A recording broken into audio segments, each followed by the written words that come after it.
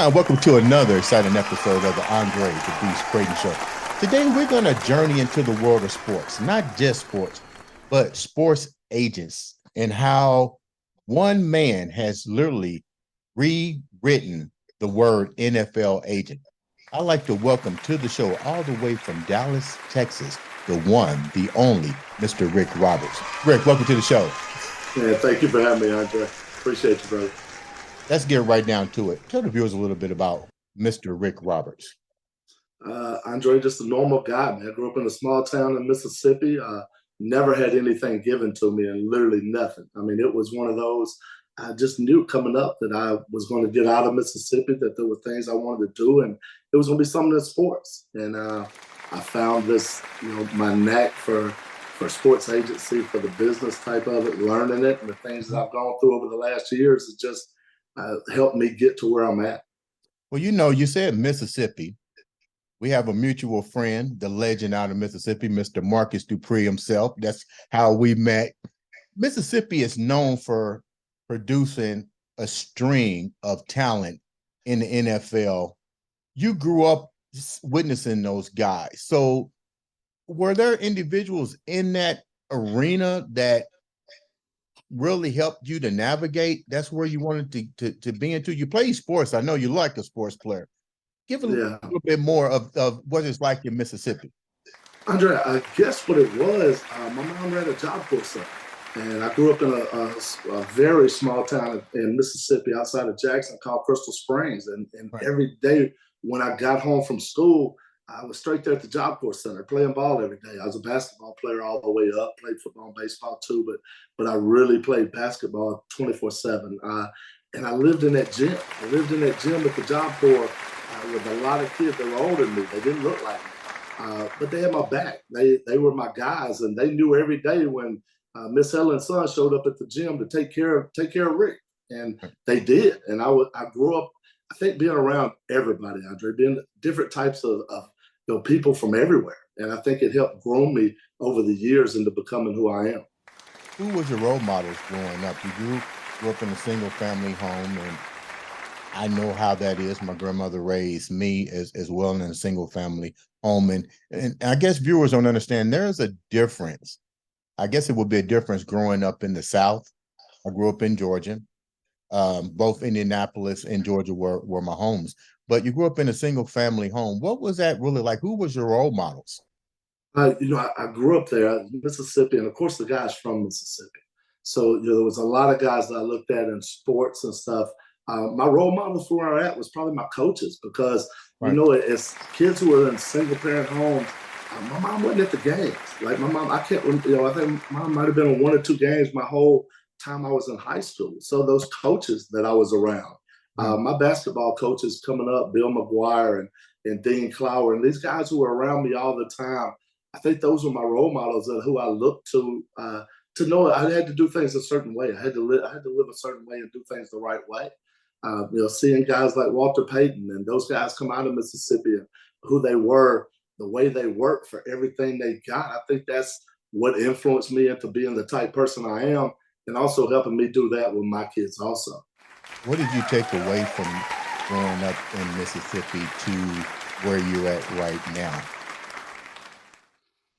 Man, Andre, I was raised different, man. Anybody who knows me knows, like, my mama didn't raise me to see color. She didn't raise me to be a certain way. She wanted me to treat everybody the way they treated me.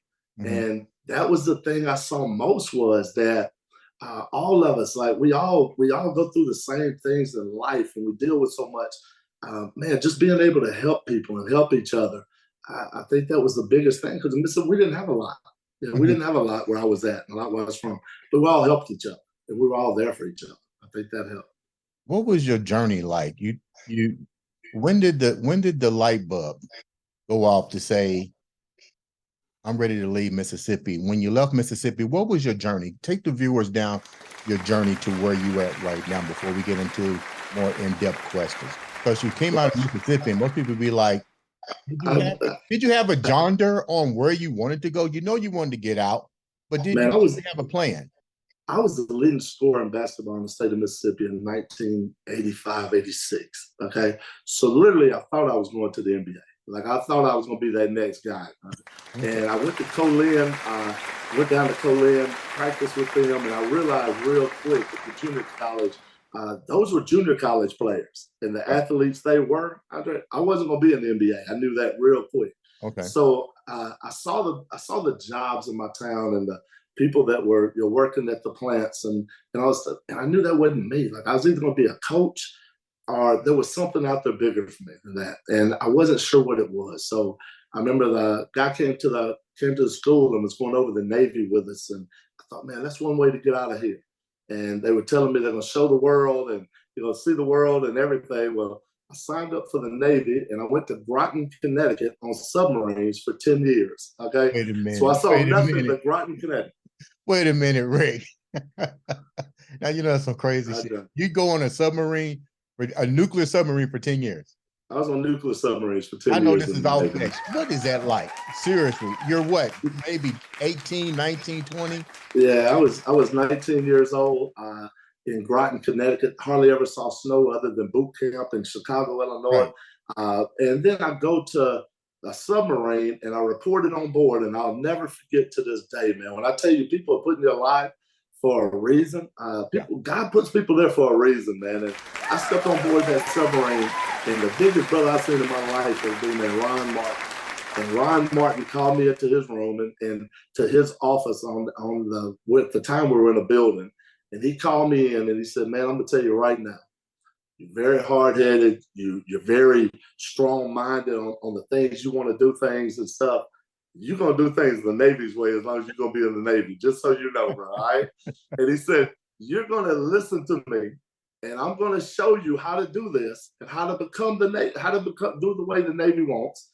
Right. And we're going to do this, and you're going to be successful. And I ended up being a 4.0 sailor, which was perfect on the way I functioned in my job, my uniform, my life, everything. And to this day, me and Ron Martin, that was 1987. Right. Me and Ron Martin are still best friends to this day, talk at least once a week on the phone. He retired from the Navy after 20-something years and lives in Melbourne, Florida, and that's my heart. Like, that's my dude. And it was that way for that long. What was two things? Let's do it like this. What was three things that changed you that when you got into the Navy and you met your commander? Because he said you was, well, I can get where he's coming from, because you're coming out of college, you're leading in basketball, you're doing this, you used to doing shit your own way.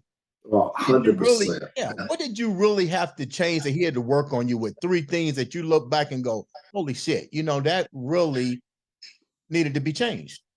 I think the number one thing is do what you say you're going to do. Okay. Do what you say you're going to do. In any relationship in life, do it. If they tell you to do this and you say you're going to do it, do what you say you're going to do. Because on that submarine, that could cost you your life. Like, knowing that whether it's the log that you're keeping and you're checking all the systems or you're doing whatever you're doing, you have to do that to the best of your ability, because 120 people's lives count on you every day. Right. And do what you say you're going to do. Make sure you do it to the best of your ability every time you do it.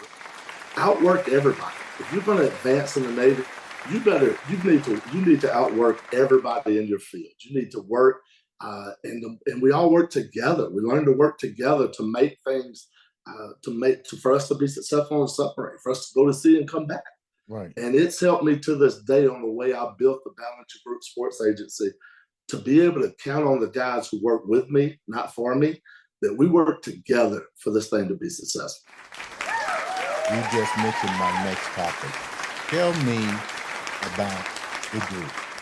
You put, and let me first go back and congratulate you on several anniversaries. You just celebrated the anniversary a couple years ago, and my hat's off to you.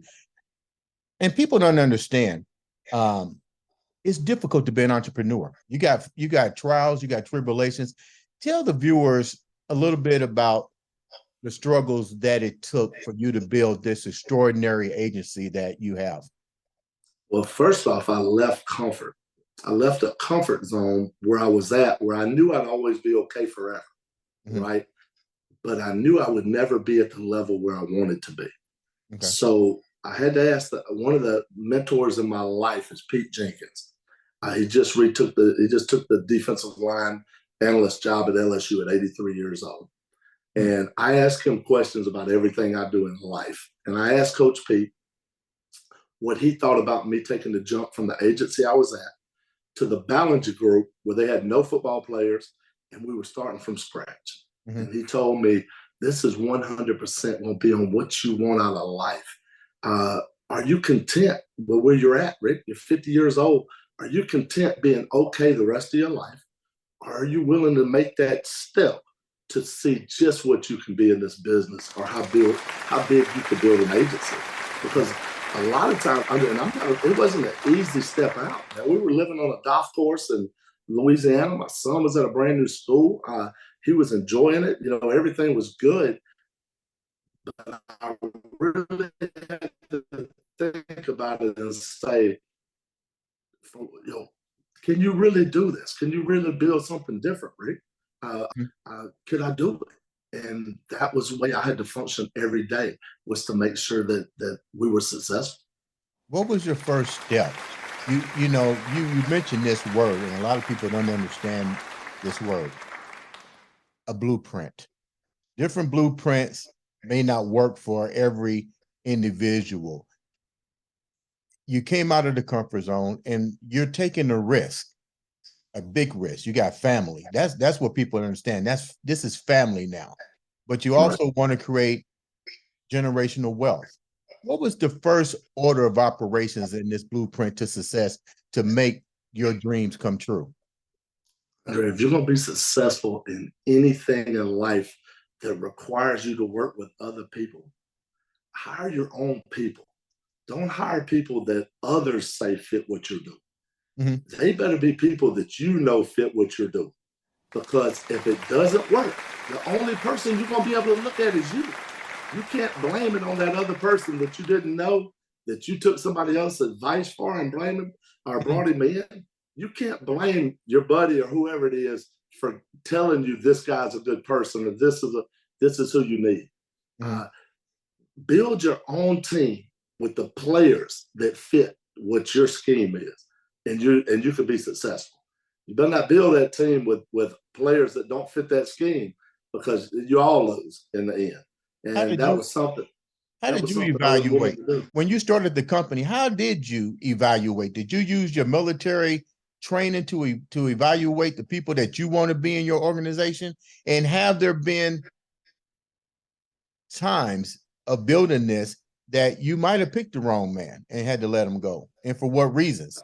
You didn't think I was going to Uh, go there. I, man, I better not air any laundry today, bro, because it would be rough on it. I go viral, I promise you. But no, I'm gonna tell you this. Uh, Here's what I did know. I wanted to build a team of people not like me. Okay. I needed people who were the best at being them and let me be me.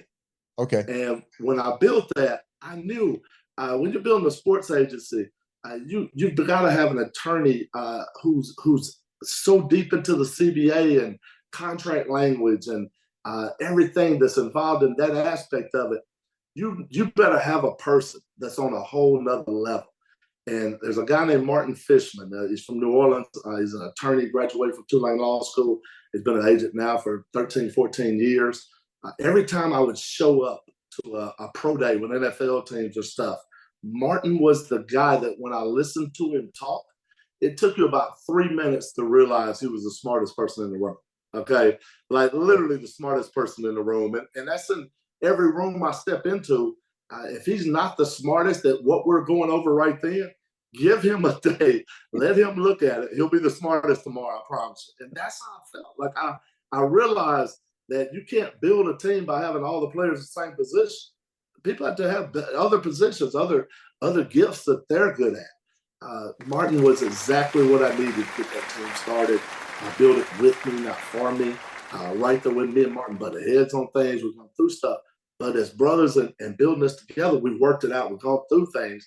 And I tell everybody, I would lock Martin in the room with any agent out there to go through CBA language and stuff. They would leave the room before that conversation was over. They're not going to stay there with him. Like, I know I picked the guy to do that. And then every step of it from that, there was nothing was going to be too small or too big when we did this. Right. My guy, who was my client relations guy from 18 years, he'd been 18 years I was at the other agency. He'd been there with me for 7 or 8 of them.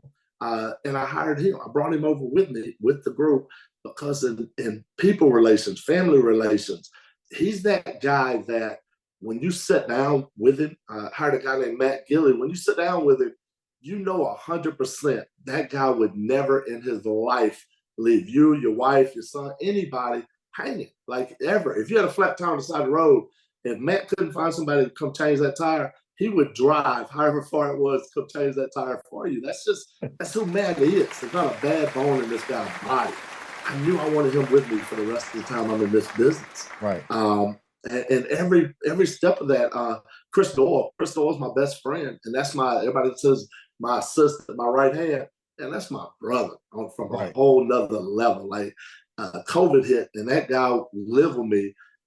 Me and my family, we moved over to Dallas. He moved over with me. And he's a guy that was a professional boxer before. He was a musician back in the day. His skills or people skills were another level.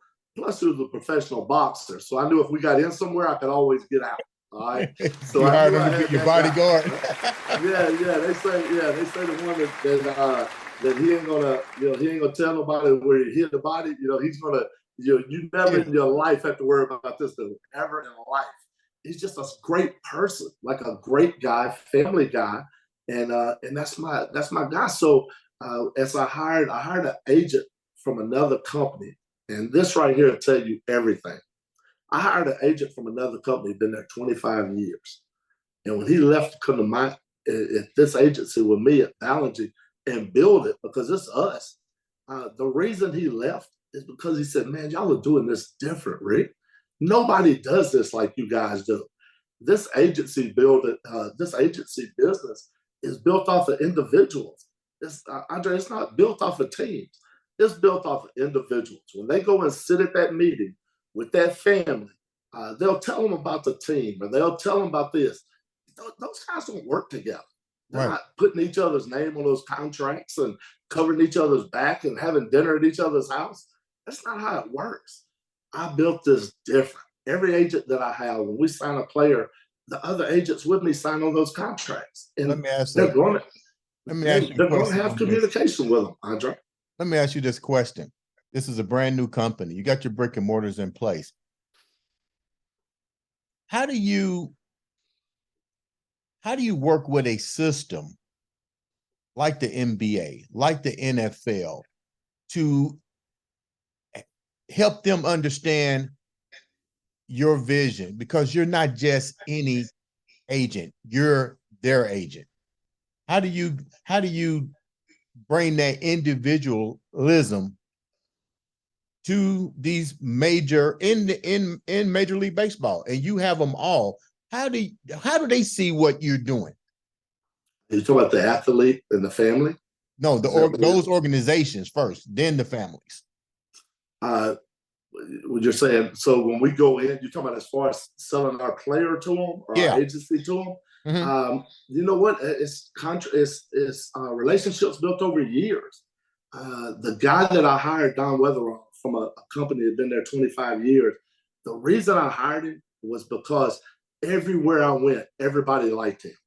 If I saw a general manager talking to him, a scout talking to him, an owner, whoever, they like Don as a person.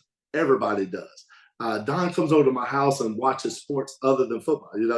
He had my son, sitting in there with him talking about life or whatever. It's not just football.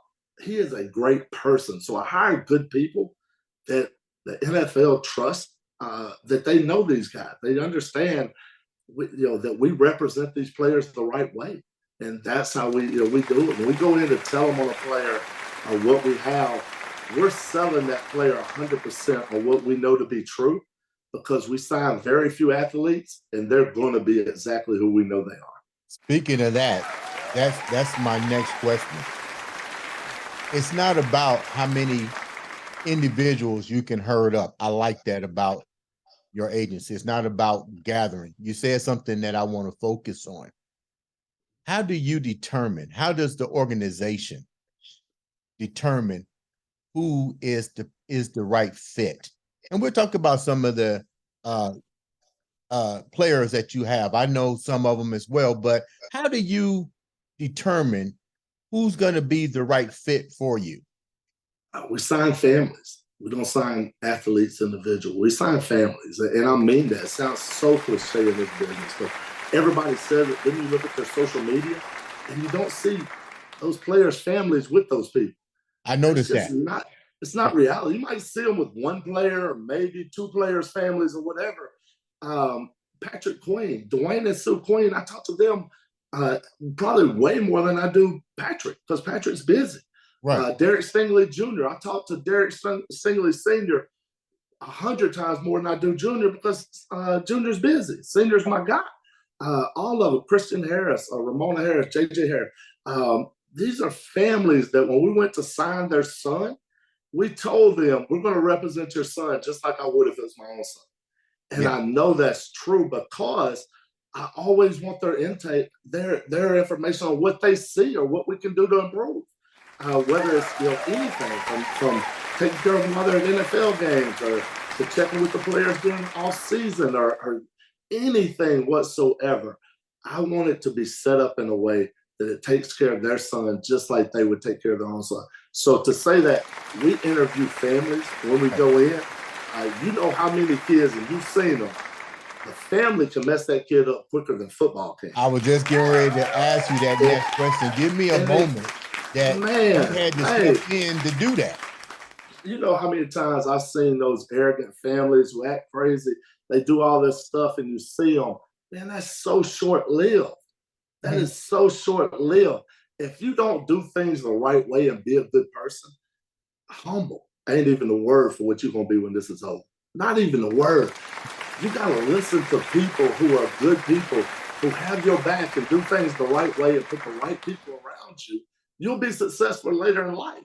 If you don't do that, you're going to be in other agents' DMs and all this when your career is over, trying to find a job, trying to find anything to hold on to what was there in the past. And it's going to be gone. Like, it'll be gone by then. You got to have the right people. Rick, what do you see? What do you see in athletes today? I've talked to you about a couple athletes that I know, and I asked you this question. I was like, they've been in the league, and a lot of them don't have agents, or they mistrust their agent. What kind of advice do you give these young individuals, and even in the smaller schools that get overlooked? Is there a blueprint that you recommend for them to do prior to coming out, or what? Everybody's not a Jerry Rice, but Jerry Rice can come out of a big school. But look at him now. Yeah. How important is an agent, and what would you recommend individuals doing now before the draft comes, or should they even go into the draft? Does that make sense what I'm asking? Right. The schools do a good job of the research on it, as far as telling you within a range of what the NFL is saying you're going to be drafted. Okay. So if you get a range in there and you're second round, third round, you're going to be somewhere in there. And it's hard to lock in the first unless you're just one of those top guys, because the combine determines so much of it. Okay. Now, you're going to get words from your coaches. And I tell you, this is not rocket science. Like what you did in college, your stats, your numbers, the 40-yard dash, how athletic you are, all that stuff goes in to tell you whether or not you're a candidate to be an NFL football player. And I used to always hear people say the 40 was overrated. That is so not true in the NFL football. A guy who runs a 4.7 is not going to not going to cover a guy that runs a 4.3. Okay. Right. It's just not going to happen. And they say, oh, it's overrated. No, it's not. Like the technique and the way you play the game of football, I think a lot of people forget that part. Derek Stingley Jr. has been trained his whole life by Derek Stingley Sr. Technique, everything has been put with the best ever. And Derek Stingley Sr. has worked with his son on a whole nother level. And I pay attention to what he's done. The technique and the thing he's done over the years Junior truly understands how to play defensive back. Plus, Mhm. he runs a 4.3, jumps 40 inches off the ground. He's 210 pounds. All Mhm. right. And he has an IQ in football that's a whole nother level. Right. Those are the guys who you sit there and say, 100% he's an NFL football player. The rest of them, you can't afford to have any slip ups. What about the guys? What about the guys, Rick, that I've seen this happen, and we talked about this. What about the guys that do have a stellar performance in the championship games and projected to go number one, and all of a sudden they're not number one on the board? Somebody out of the blue takes that spot. How, and you're their agent, how crushing is that? How do you recover from that? And that person was projected to go number one in the draft. Now they have to go into the NFL. Different money because you're not number one. Yeah.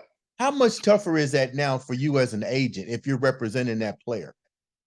Andre, I'm gonna tell you this: it's tough up until the draft's over. Once the hardest time for these kids, these young men, is from when they sign till the NFL draft. Because all those draft boards and all those crazy things come up on them, and they're moving up and down, and they haven't played another rep of football.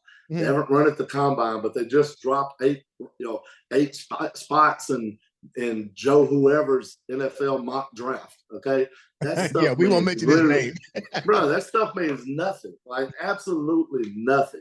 Yeah. So as you go through it with those players, it's just a matter of keeping them understand. The only thing they can handle is what you can do yourself. Right. That's the only thing you can handle is what you can do personally. Go to that combine. You have to be prepared, and you have to run faster than you ever ran in life. You have to do. You need to be healthy. You need to treat your body. You got to get out. You got to be interview prep. You got to do all this. Now the chips are gonna fall where they do. But when you get to that NFL team, I had an NFL coach tell me this last week, and I'll never forget, man. 2 weeks ago, I was in Arizona, and I'm sitting with a coach, longtime coach in the NFL, and I'm talking to him, and he said, "You know what gets me, Rick, that I don't understand?" I said, "What?" And he said, "I look around my room, and so many guys in that room don't understand. This is what you do for a living. Right. This is what you do for a living. So there's nothing more important every day than what you're doing to prepare yourself for that next game. Like, why would you be worried about anything else than you making sure that you are 100% the best you can be every single day?" And that's what the NFL is about, because the next you is right. He's coming right behind you. And if he's going to be less money, and you better hope he's not as gifted and as fast, because if he comes in, it's going to be over. So you have to work harder every year to be better than you were the year before. Speaking of money and young guys in all areas of sports, you shared with me when we talked one time about an individual that let's call people bloodsuckers, which is usually family, friends, and your homeboys and homegirl. How often do you see this in with players, and how do you deprogram their way of thinking to say, look, you just signed with the NBA, you just signed with the NFL. Our company is going to financially help you. You don't need to go out and buy. We see it at the draft, jokers coming in with chains, and they don't spend half of their paycheck before they even sign their contracts. So how important is it for you, or how involved is your company in the family structure with saying, look, you just can't take care of everybody? Well, we make sure that each guy every year that they're going with their financial advisors, and they're breaking down their income, what's coming in, what's going out, what you're paying in taxes, what your future earnings are, because your only future earnings right now is what's on your contract. And that contract is not guaranteed in the NFL. The only guaranteed money there is your signing bonus and your but for that player, we will map them out a date at what they're spending monthly and show them exactly when they're going to go broke. All right. If you're not willing to stop what you're doing, October of 2029, you're broke. And what are you going to do the next day to make a living? And they have to understand it. Like I have no problem sitting in a room with my player, one-on-one with him, and explaining to him how it has to stop. Like this can't be. Like this cannot be, because in the NFL, generational wealth is just something people throw around. It's not what they plan for. Very few families actually plan for generational wealth. And those families who nothing changes, that the parent doesn't become the dependent, those families, now they stay true and they'll be successful forever. They'll have money. That kid will have money in the future is what will happen. Those families that just let him spend and spend and don't pump the brakes or make him stop or sit down with him and say, you're still my son. Like, you're still my son. I just cannot see you do this, son. It has to be that way, because if not, it'll go away. And we see these older athletes now on TV and social media and all this stuff, and the money's gone. The money's gone. They're trying to find other ways to make a living or do all this other stuff. If they had somebody when they were 22, 23, 25 years old, sit down and mean it when they talk to them, that this can't happen. Here's what's going to happen, son. And fight with that young man like it's your own son. Because what would you do if your own son was spending money like that? Rick, speaking of spending money and guys coming out, getting ready to try their luck in the different professional sports arena, when do you recommend, when should a player, let me rephrase this, when should a player start looking for an agent? Say he's not going to the University of Miami, say he's not Ohio State, but he or she, because you represent females too, he or she is good at their profession. When should that individual start reaching out for an agent to represent them? Normally it's the other way around. Agents will start reaching out to those guys. If they have draftable grades, agents that are in small towns, that there's a school there, those agents will start reaching out to those players is what happens. They'll normally go through the university, also put in with compliance, get a chance to meet with him. NIL's changed the game a lot, because the players who have opportunities to go pro, a lot of them now are available for NIL deals. So they do have NIL deals and things available. So the agents normally reach out to the players with the university or however there to get in touch with the player, the ones that are on the draft boards or draft eligible. Before we wrap up, what makes you and your organization, I'm getting emotional because I know how you're going to answer this question. What makes you guys different than any other agency? And it's not putting any agency down, but the thing about it is, if I got 3 choices of steak, somebody's got the better steak and offering a little bit more on the plate. What makes you, your team, the people to go to? It's the hands-on approach, Andre. It is truly being family. Like, people just say it, but you can't sign 30 players, 30 new players, represent 100 players, and have relationships with all 30 of those players and the parents for those players. I mean, it's impossible time-wise to do that. So when I got with James Ballinger on how to build it, I said, James, I know this might sound crazy, but I want to truly go quality over quantity. And I want to sign less guys. And when you sign Patrick Queen, Travis Etienne, Derek Stingley Jr., Christian Harris, all these guys that are just great people, and I love their families, like spending time with their family outside of football, you can't help but be successful. Like, you cannot help but be successful when you sign the right family. Dwayne Sue and Big Travis and JJ and all of them, their kids are going to be successful anyway, because they're going to be on them. They're going to work with them. They're going to be on them. It helps me so much because my team now consists of those people also. So it makes it so much easier for me. I'm only going to sign 5 or 6 players. Right. And out of those 5 or 6 guys that I sign, I'm going to know everything in the world about them. And they're going to know everything in the world about me and my family. They come over, they shoot basketball in the backyard with my son and hang out with us. The Marvin Bell Jr. this year, BJ Ojelara, all these guys, Tajay Spears.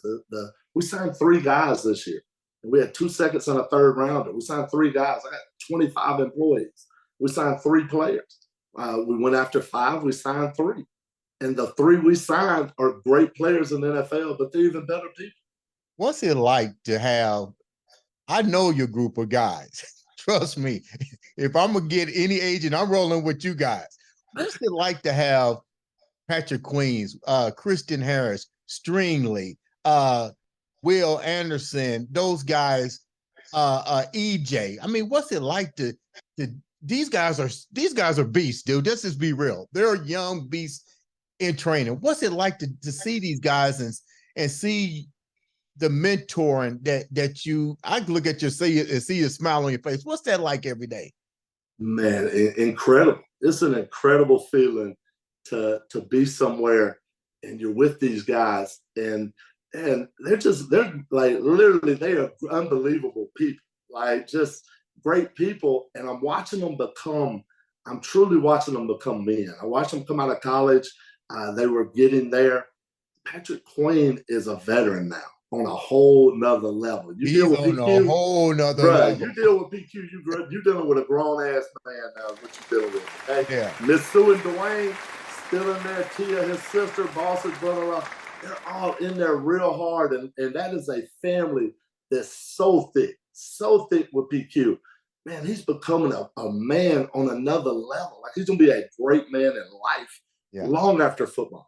And it's just a great feeling to be there and be able to help with that process with them. So you're getting ready to come out with your own podcast, 2024 season debut. You're working on that now. I'm Their Agent. Tell me a little bit about the concept of this show and a little bit of why you want to do a podcast. You know what I'm hoping for, and it's something that I've started to go over with them.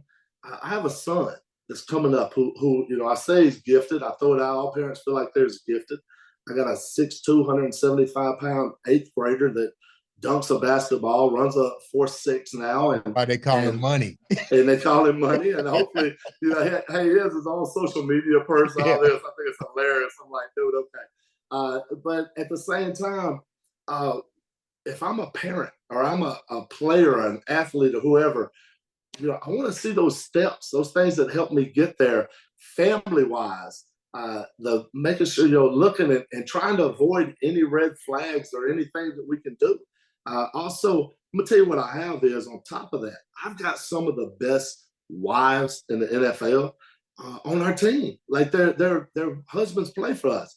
I want them to be able to get out there and people see what they do every day to make sure their husband don't just play in the NFL. He stays in the NFL.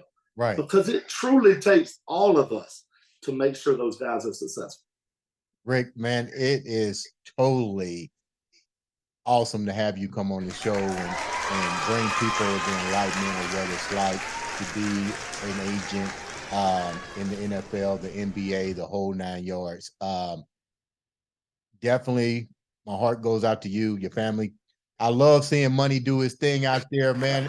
He definitely is a beast, man. Handful, bro. He is a handful. Leave the viewers with something positive, Rick, before we sign off.